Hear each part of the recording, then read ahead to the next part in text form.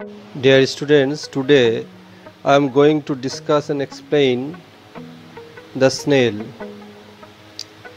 by William Cowper. Today's lesson is the last lesson of our textbook, that is lesson 8. Symbolically, the snail presents the everyday life of the then people of English countryside. আজ আমরা মাধ্যমিকের সিলেবাসের শেষ যে টপিকটি রয়েছে তোমাদের বইতে lesson 8, তোমরা বইটা বের করো, পেজ নাম্বার 62তে দেখো the snail by William Cowper. এই কবিতাটি আমরা পড়তে চলেছি। দ্য স্নেল কবিতায় কবি একটি শামুকের কার্যকলাপ বর্ণনা করেছেন, কিভাবে এটি কোনো কিছুর সঙ্গে সেটে থাকে এবং সেই যে বস্তুর সঙ্গে সেটে থাকে সেই বস্তুটির অংশ হিসাবেই তিনি শামুককে বর্ণনা করেছেন। ফলে জগৎ থেকে নিজেকে সে লুকিয়ে রাখে এবং সে একাকী নিভৃত জীবনযাপন করে। তার সেই জীবনের মধ্যে কেউ যদি প্রবেশ করে, সেই অনধিকার প্রবেশ শামুকটিকে বিরক্ত করে। সুন্দরভাবে কবি চিত্রিত করেছেন একজন একা নিভৃতচারীর জীবন, যে কিনা সমাজ থেকে সরিয়ে নিয়েছে সেই রকম একটা জীবনকে। কবি সেই অষ্টাদশ শতাব্দীর এক ইংরেজ সমাজের চিত্রণ করেছেন।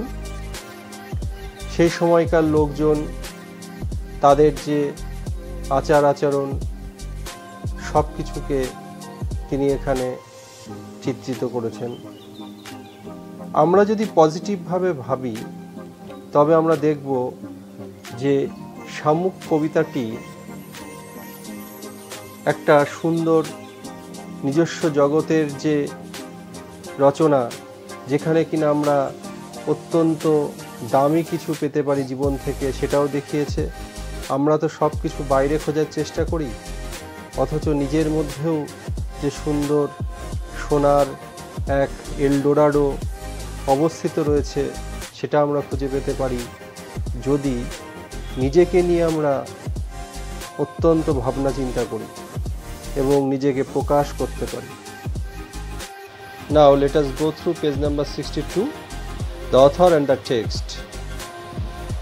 In the second paragraph of the topic, we can find that the poem takes us into the private world of a snail, where it is seen to lead a self-sufficient life.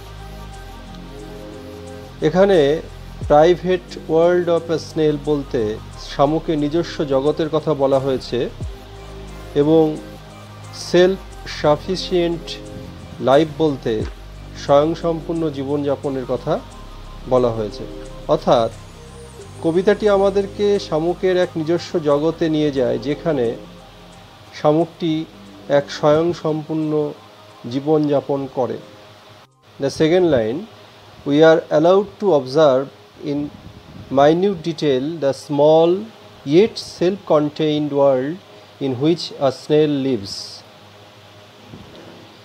In a minute detail এর অর্থ সূক্ষ্মাতি সূক্ষ্ম অর্থাৎ খুঁটিনাটি তথ্যের মাধ্যমে কবি দেখিয়েছেন কি না, সেলফ কন্টেইনড ওয়ার্ল্ড অর্থাৎ একটা চাপা স্বভাব, একটা আত্মকেন্দ্রিক পৃথিবী বা জগতের কথা, যেখানে শামুক বসবাস করে। Now let us go through the poem. এখন আমরা দ্য স্নেল কবিতাটি পড়ি। First stanza, to grass or leaf or fruit or wall the snail sticks close nor fears to fall, as if he grew there, house and all together. এখানে কবি বলেছেন যে ঘাসে, পাতায় কিংবা ফলে অথবা দেওয়ালে শামুক দৃঢ়ভাবে আটকে থাকে। সে ভয় পায় না পড়ে যাবে বলে, যেন সে ওখানেই বেড়ে উঠেছে। ঘরবাড়ি এবং সে সব একত্রিতভাবেই যেন ওখানে বেড়ে উঠেছে।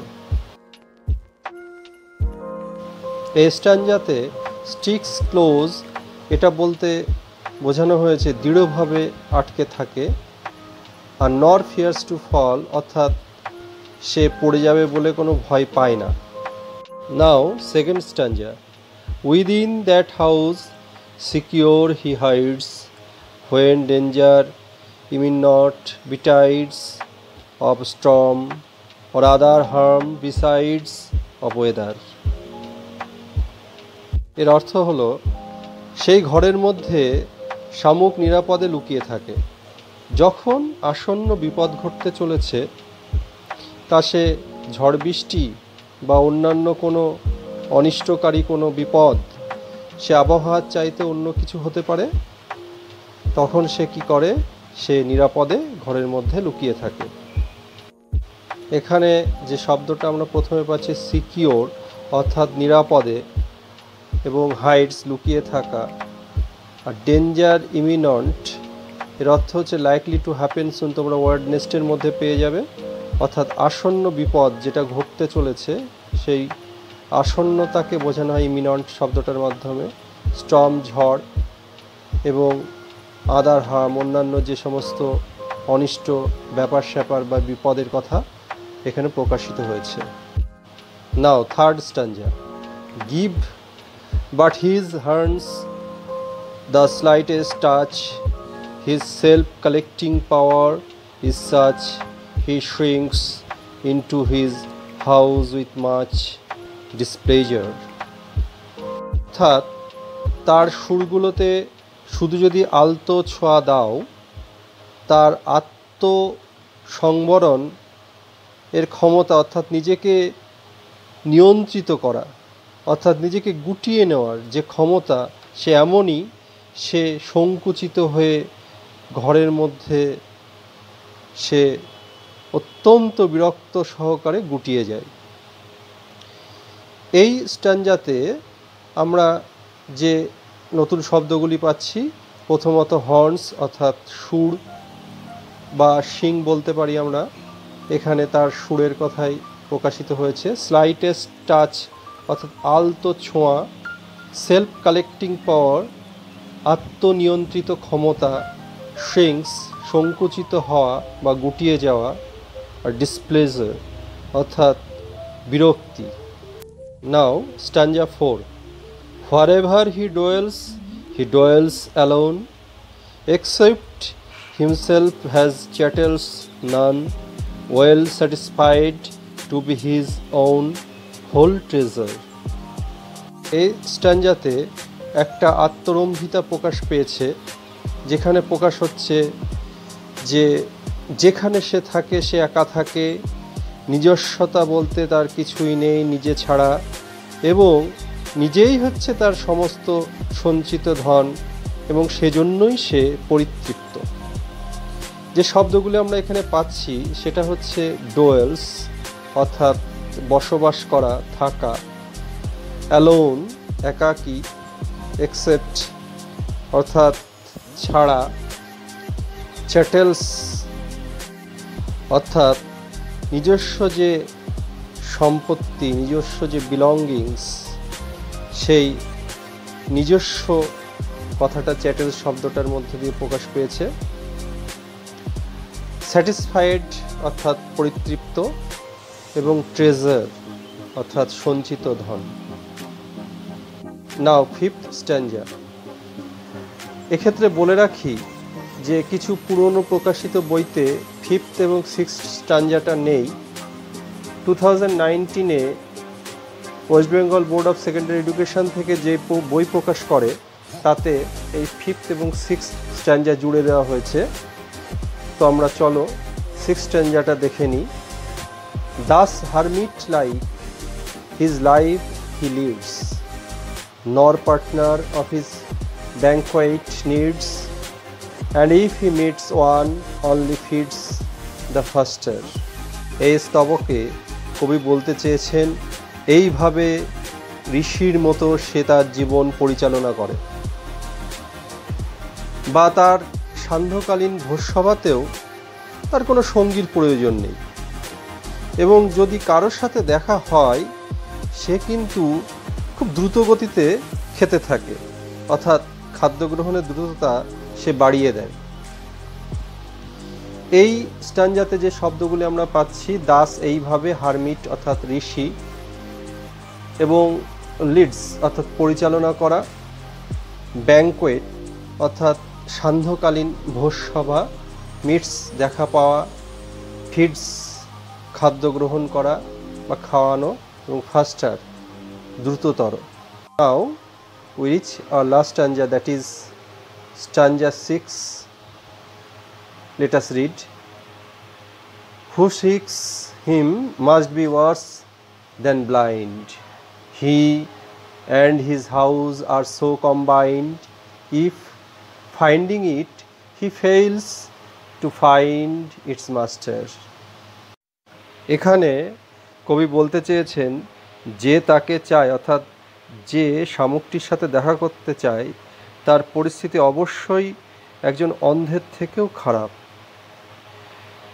শামুকটি এবং তার বাড়ি এতটাই একসঙ্গে কম্বাইন্ড অর্থাৎ একত্রিতভাবে থাকে যে যদি বাইরের থেকে কেউ এসে খোঁজার চেষ্টা করে বাড়িটা খুঁজে পায়, কিন্তু বাড়ির মালিককে খুঁজে পায় না।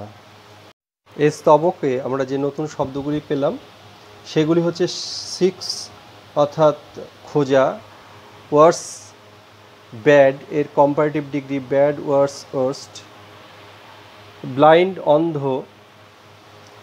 কম্বাইন্ড একসঙ্গে থাকা, ফেলস টু ফাইন্ড খুঁজতে ব্যর্থ হয়, আর মাস্টার প্রভু অর্থাৎ সেই বাড়ির মালিক।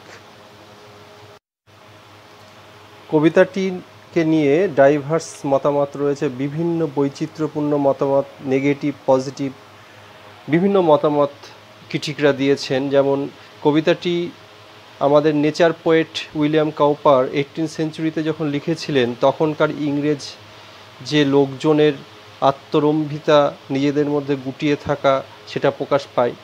আবার যদি আমরা পজিটিভ ভাব দেখি তাহলে দেখব কবিতাটির মধ্যে একটা ডাইভার্সিটি আছে। আমরা এই কবিতাটি পড়লেই যে বিষয়টি মনে পড়ে যায়, সাধক কমলাকান্ত একটি গান লিখেছিলেন। তো চলো আমরা গানটি শুনে নিই, তারপরে আলোচনা করি। দেখো সেই গানের সঙ্গে এই কবিতার কত মিল আছে।